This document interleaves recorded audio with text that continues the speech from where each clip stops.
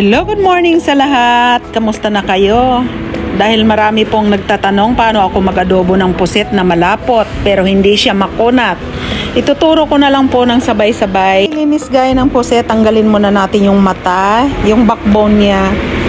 Yung pusit ko guys, fresh yan na kahit nambabakbak yung balat kasi galing siya sa yelo. Ayan, nilahin natin yung ulo. Sa loob niyan may dalawang itim kang makikita. Dalawang itim yung guys, yung squid ink lang ang kuhanin natin dahil yun ay ang pampaitim sa ating adobo.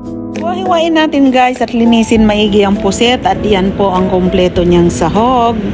Ayan, igisa lang natin sa bawang at sibuyas, kamatis, tapos lagay ang pusit, lagay ang ink, toyo, oyster sauce optional, suka, paminta, pampasarap. Huwag nang lagyan ng tubig at kusang nagtutubig ang pusit, konting gisa at haunin muna natin ang pusit. Patuyuin ang natirang sauce at kung malapot na ibalik ang pusit, siling pansigang at lagyan ng sibuyas kung gusto mo may twist. Ayan, kainan na. Thank you for watching.